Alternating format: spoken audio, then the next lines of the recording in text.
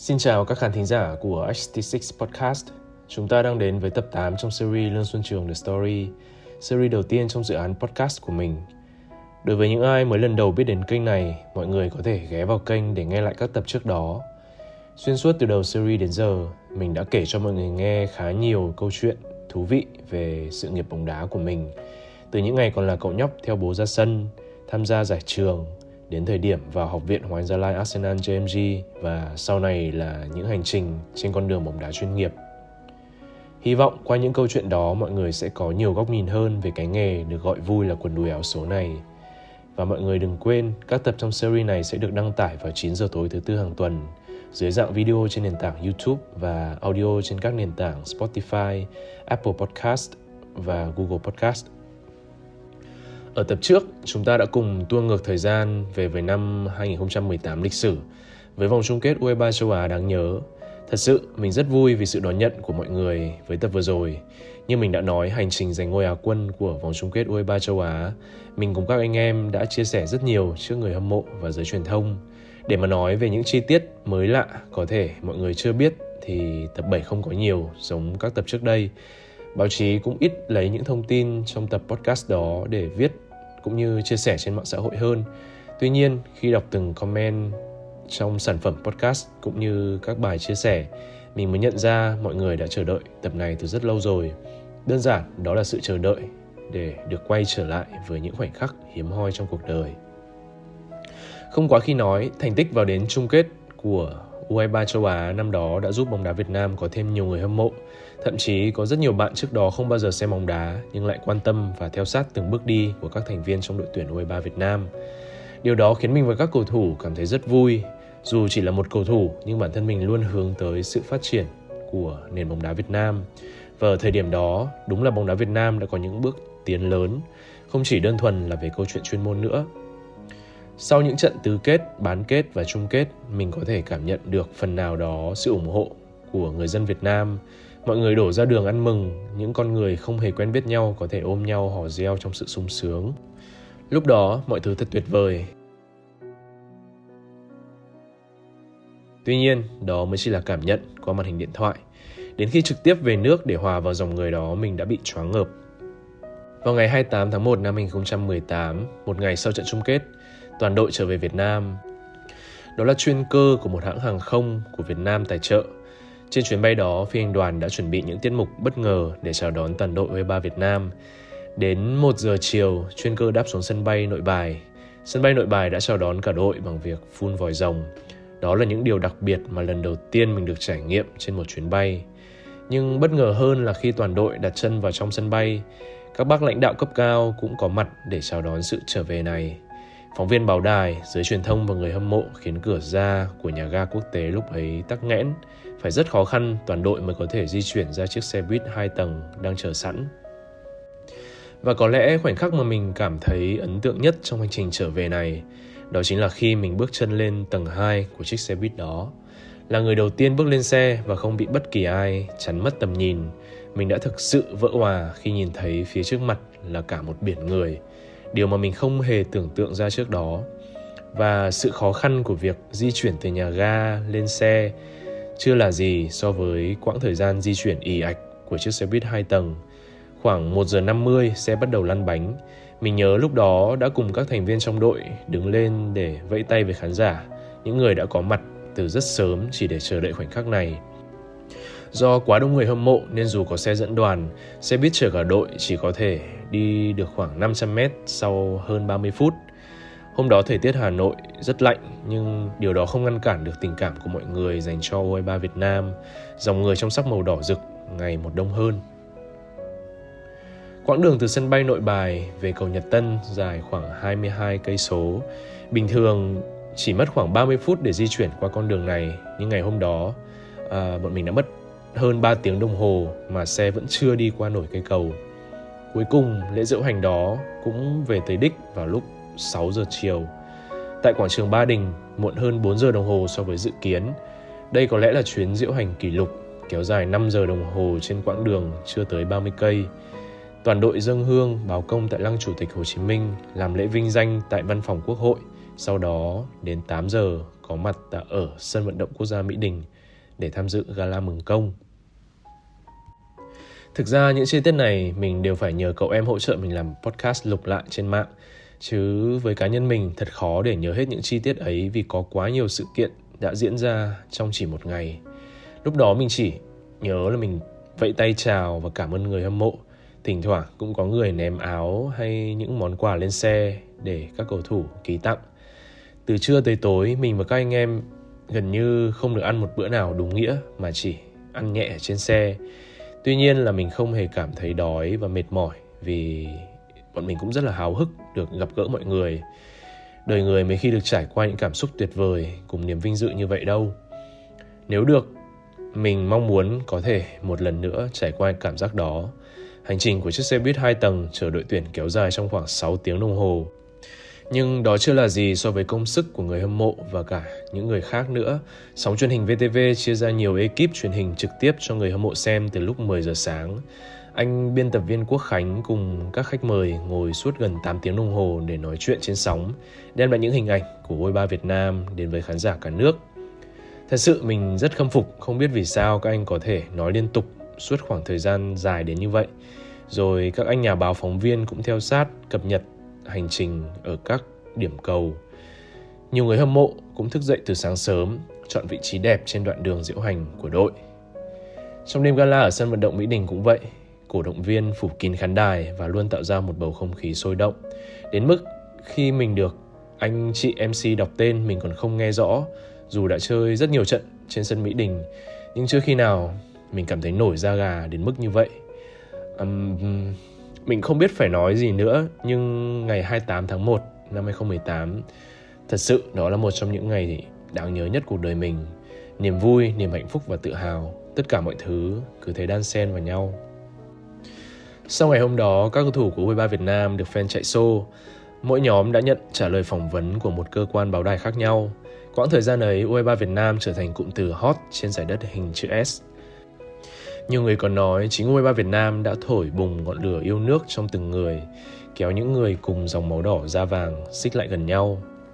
Rồi các cầu thủ trở về nhà, các địa phương là quê hương của cầu thủ trong đội cũng tổ chức lễ mừng công như vậy. Trong đội có mình cùng Thành Trung là 2 người con của vùng đất Tuyên Quang.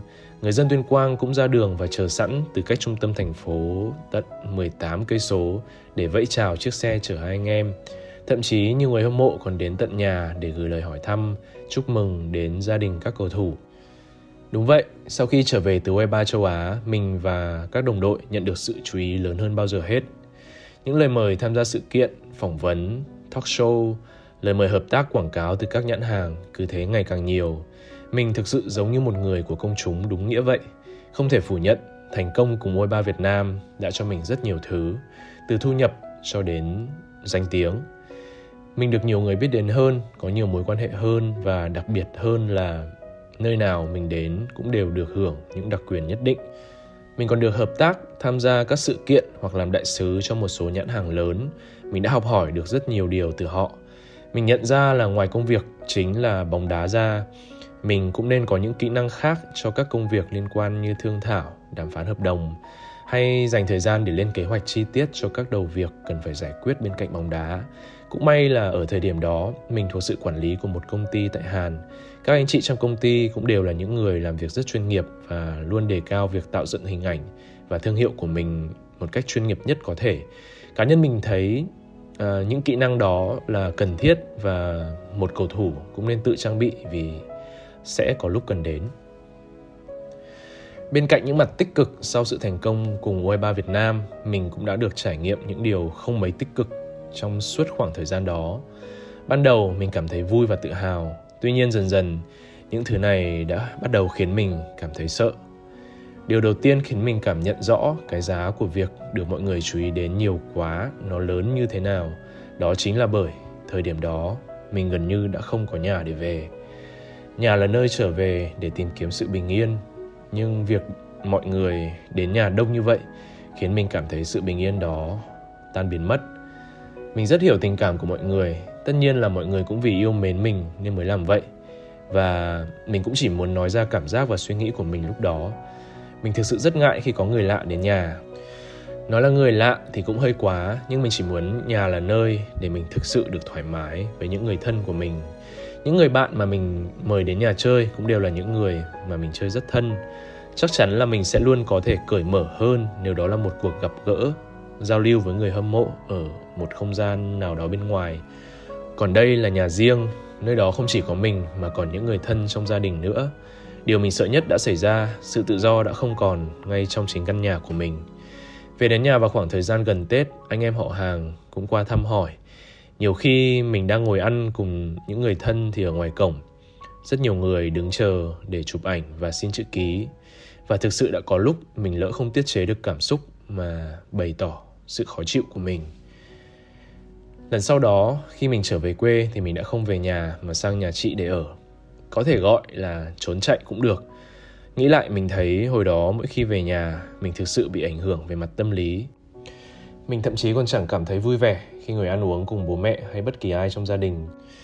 Thậm chí là có lần kiểu mọi người đến nhà mình mà mình quá mệt mỏi nên họ đã đăng tải những bài viết nói mình kênh kiệu, không trân trọng người hâm mộ, khinh người, thế nọ thế kia. Và rõ ràng là ở thời điểm đó mình không thể làm gì được ngoài việc phải chịu đựng.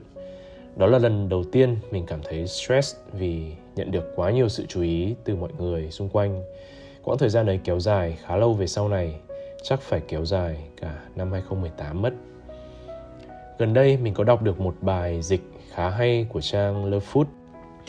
Trong một buổi phỏng vấn với Simon Haddon-Stone của tờ báo The Guardian, tiền vệ Kevin De Bruyne của câu lạc bộ Manchester City có chia sẻ là sau khi được hỏi có phải tiền bạc là điều dễ khiến cầu thủ thay đổi nhất không? Anh nói, tôi nghĩ đó không phải là vì tiền mà là sự chú ý. Nếu xuất phát điểm của bạn là không được ai chú ý tới, rồi đến một ngày bạn đi tới đâu ai cũng chú ý tới bạn, thì chính điều đó thay đổi con người bạn. Bạn hoặc tiếp nhận tất cả hoặc từ chối tất cả. Một vài người thích sự chú ý như vậy, nhưng sau một thời gian mọi thứ trở nên quá mức và khiến bạn bị nó nuốt chửng. Lúc này nếu bạn tìm cách thoát ra nó, bạn sẽ bị xem là kẻ kiêu ngạo. Vậy nên đó là một đường kẻ rất mong manh mà bạn phải bước lên. Ở thời điểm đầu, khi mọi thứ chưa quá nhiều, mình vẫn nghĩ mình hoàn toàn có thể kiểm soát được tất cả. Mình vẫn lịch sự để đón nhận tình cảm của mọi người, cho dù có ảnh hưởng đến sự riêng tư của mình. Tuy nhiên sau một thời gian, mình nhận ra là bản thân mình cũng chỉ muốn một cuộc sống đơn giản, bình thường nhất có thể. Không gian riêng tư không bị ảnh hưởng. Thật sự rất mệt mỏi khi mọi thứ đều trở nên quá sức chịu đựng. Đổi lại, khi mình muốn bảo vệ sự riêng tư ấy, nhiều người nhìn vào lại nghĩ mình mắc bệnh ngôi sao, không đón nhận tình cảm của mọi người. Có lẽ họ chưa trải qua nên không thể hiểu được những gì mà mình gặp phải. Mình không thể tự do đi lại ở nơi đông người mà không đem theo mũ hay khẩu trang. Ngoài sân bóng, nơi tưởng như được là chính mình thì giờ mình cũng luôn phải cẩn thận. Sẽ có hàng trăm, hàng nghìn, thậm chí là hàng vạn máy quay đang hướng về phía bạn. Dù khi ấy trận đấu còn chưa bắt đầu hay kết thúc, chỉ một khoảnh khắc lơ là, không cẩn thận là có thể trở thành một câu chuyện hot trên các trang mạng. Thậm chí, mọi người không chỉ quan tâm đến mình mà còn để ý đến những người thân xung quanh, tò mò về địa chỉ nhà ở, sở thích của mình. Những điều ấy khiến mình cảm thấy thực sự sợ hãi. Sự chú ý, ngoài gây ra phiền toái thì đó cũng là thứ cám dỗ mà mình có thể sa vào. Đó là lúc những thử thách về sự kiên định, bản lĩnh của mình, liệu rằng mình có vượt qua được những sự hào nhoáng để giữ cho đôi chân của mình luôn ở trên mặt đất hay không? Hay mình sẽ thả trôi theo những cám dỗ, những niềm vui không tích cực? Nếu không tỉnh táo, mình sẽ rất dễ đánh mất chính mình và sự nghiệp của mình sau này.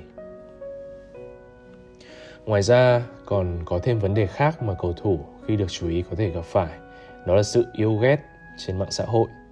Mình cũng có lúc phải nhận những lời nhận xét thiếu văn hóa, những sự lăng mạ có thể là công khai trên mạng xã hội, cũng có thể là những tin nhắn riêng đến tài khoản cá nhân của mình. Trước đây những trường hợp như này mình đọc xong dù có cảm thấy khó chịu thì cũng sẽ tự giận bản thân mình là thôi cho qua. Và cũng có lúc mình nghĩ là thôi không dùng mạng xã hội nữa là dễ nhất. Nhưng cũng không được vì mình còn có bạn bè, người thân. Mọi người cũng hay cập nhật tình hình cuộc sống lên mạng xã hội nên mình thấy đây cũng là phương tiện rất thuận tiện cho việc giữ kết nối với nhau. Do đó mình cố gắng tối đa để không phải bắt gặp những thứ tiêu cực như thế vào đầu. Mình đã nghĩ là nên học cách cho qua, nhưng mình cũng chỉ là con người mà thôi. Mình cũng có những cảm xúc nhất định. Càng gần đây mình càng thấy là tại sao mình luôn phải tỏ ra hòa nhã với tất cả mọi thứ. Tại sao mình luôn phải tỏ ra là mình vẫn vui vẻ kể cả khi nhận được nhiều lời lẽ khiếm nhã đến thế. Có nhiều người thậm chí còn chịu khó đến mức nhắn tin thẳng vào trang cá nhân của mình để công kích. Nhiều khi mình cũng thắc mắc sao họ có nhiều thời gian để đi quan tâm đến cuộc sống của người khác đến vậy, lại còn chỉ cho mình cách để sống sao cho phải phép. Ok, nếu đó là một trang công cộng không phải của mình thì mình sẽ không quan tâm dù là vô tình đọc được. Mà gần như bản tin của tài khoản của mình cũng không xuất hiện những thứ có liên quan đến bóng đá Việt Nam nữa. Còn với trên tường của mình, những bình luận thiếu tính xây dựng, mình sẽ thẳng tay xóa và ẩn người đó khỏi tài khoản của mình luôn. Mình không muốn không gian của mình bị thiếu tính sạch sẽ. Gần đây có một người gửi tin nhắn vào tài khoản Instagram của mình khi thấy mình tham dự chương trình TEDx. Người đó có nói mình thế này, mình xin phép đọc nguyên văn. Bỏ nghề đi, đá dở mà làm màu thì giỏi. Thấy dòng tin nhắn đó, mình phản hồi lại. Bạn là ai mà nói tôi bỏ nghề? Làm màu là làm gì? Cuộc sống của tôi thích làm gì thì tôi làm chứ. Relax bro. Trước kia, thường những tin nhắn kiểu đó mình sẽ làm ngơ, bỏ qua. Nhưng khi người ta đã muốn nói thẳng trực tiếp điều đó với mình nghĩ đấy là lúc mình cần đứng lên để bảo vệ cho chính bản thân mình. Họ không có quyền gì để công kích mình như vậy. Mình sẽ nói lại trực tiếp. Đó là cuộc sống của mình có quyền được làm những gì mình thích và bảo vệ những gì mình cho là đúng. Còn nếu họ đã đi quá xa giới hạn, vẫn nói chuyện theo kiểu vô lý, thiếu logic, lúc đó mình biết những người này không được bình thường. Mình sẽ chặn họ luôn cho đỡ mất thời gian. Với mình thì đây không phải là việc mình tỏ ra kiêu ngạo hay đề cao cái tôi của mình. Đó chỉ đơn giản là có thế nào thì mình nói như vậy thôi. Nếu đặt vào hoàn cảnh của mình, bạn sẽ hiểu. Ở ngoài đời, nếu có ai đến và xúc phạm chúng ta một cách vô lý, không lẽ mình cứ cười và cho qua? Đúng là mình cần giữ bình tĩnh để không có những hành động thiếu suy nghĩ trong lúc nóng giận. Những lời nói ra cần được suy nghĩ thật kỹ. Nhưng không phải giữ bình tĩnh là im lặng, chấp nhận tất cả những điều mọi người nói về mình mà vẫn vui vẻ, coi như không có gì cả. Kể cả đó là việc mình lên tiếng bảo vệ người thân của mình khi họ bị hiểu sai. Mình chắc chắn không phải người chỉ muốn giữ hình ảnh đẹp của bản thân mà không dám lên tiếng vì những điều mình cho là đúng. Tất nhiên, mỗi người có một góc nhìn riêng, nhưng trước khi đưa ra đánh giá hay nhận xét gì thì nên có được đầy đủ những thông tin và những góc nhìn để những bình luận được khách quan nhất có thể. Có thể với nhiều người thì mạng xã hội là nơi để sống ảo, thích làm gì thì làm, nhưng với mình, mạng xã hội cũng là nơi để thể hiện con người thật của mình. Cho nên mình sẵn sàng nói ra để bảo vệ bản thân, nếu không chính bản thân mình sẽ phải chịu đựng và bị ảnh hưởng về mặt tâm lý. Đó là mặt trái của việc được nhiều người biết đến. Ngoài ra, mình cũng đã có khá nhiều lần bị gán cho những câu nói không có thật. Rất nhiều trang trên Facebook tự lập ra đăng một cái ảnh có mặt mình, kèm theo dấu 2 chấm và dấu ngoặc kép. Trong phần ngoặc kép là một câu nói mà họ tự nghĩ ra và tất nhiên không có nhiều người khi vô tình xem được mà lại đi kiểm tra về nguồn gốc của câu nói đó. Đa phần họ sẽ tin đó là câu nói của mình. Chắc các bạn đã ít nhất một lần nhìn thấy một trang nào đó đưa tin rằng mình đã nói một câu mà mình nghĩ nó đã trở nên viral. Đó là U23 Việt Nam không có ngôi sao duy nhất chúng tôi có nằm bên ngực trái của mình. Thú thực thì đây là một câu nói hay, mình thậm chí đã nhận được rất nhiều lời khen từ mọi người. Chỉ có điều mình không hề nói câu đó. Mình cũng không hiểu từ đâu ra mà lại có phần trích dẫn đó. Qua tìm hiểu, mình biết người nói câu này chính xác là cựu huấn luyện viên đội tuyển Việt Nam Falco Goetz từ cách đây 13 năm. Có thể là do câu nói này được nói ra khi thành tích đội nhà không tốt nên không nhiều người quan tâm. Và cho đến nay vẫn rất nhiều người cho rằng Xuân Trường đã nghĩ ra câu nói đó. Mình thì chỉ nghĩ là Trường thì làm sao mà nghĩ ra một câu nói hay thế được. Đùa thôi, nhưng thật sự mình không thoải mái khi bị nhét chữ như vậy, dù cho đó có là một câu nói hay đi nữa. Nhưng có nhiều câu nói cũng khiến cho rất nhiều người hiểu lầm và nó thực sự phiền toái. Mình đã nghĩ là sẽ nhờ một bên thứ ba ngăn chặn tất cả những hình ảnh đó xuất hiện. Nhưng mình nhận ra là có quá nhiều, không thể nào kiểm soát hết được. Nên chỉ có thể mong mọi người tìm hiểu thật kỹ trước khi tin vào những thông tin trên mạng. Mình thì có may mắn, đó là sự nổi tiếng đến với mình không quá đột ngột. Đấy là từng bước đi từ học viện, U19 Việt Nam, Hoàng Anh Gia Lai cho đến U23 Việt Nam, rồi là đội tuyển quốc gia. Qua từng hành trình, dần dần mình được nhiều người biết đến hơn. Nó không đột ngột kiểu hôm nay bạn là một người không ai biết, đùng phát ngày mai cả nước biết đến bạn. May mắn đó là một quy trình từ từ từng bước, chứ không quá đột ngột, nên trong suy nghĩ và tư duy của mình không bị thay đổi quá nhiều. Dù vậy, sau giải U23 châu Á, không nhiều thì ít mình vẫn có cảm giác là bây giờ mình đã trở thành một người khác, ở một vị thế khác rồi. Mình được nhiều người yêu quý, các nhãn hàng săn đón, báo chí phỏng vấn thường xuyên. Lúc đó mình cảm giác là mình sẽ phải xây dựng hình ảnh cuộc sống của mình phải cực kỳ chuyên nghiệp, giống như một doanh nhân thành đạt vậy. Mình có công ty quản lý, mình cần trợ lý để xử lý những công việc liên quan đến truyền thông, quảng cáo, lịch trình các thứ phải được lên một cách bài bản, chi tiết. Chính những điều ấy khiến mình cảm thấy bản thân mình không còn là một cầu thủ đơn thuần nữa. Nó ít nhiều làm cho mình thay đổi. Thậm chí nếu ai không tỉnh táo, có thể dễ đánh mất đi sự khiêm tốn, nghĩ rằng mình là một cái rốn của vũ trụ.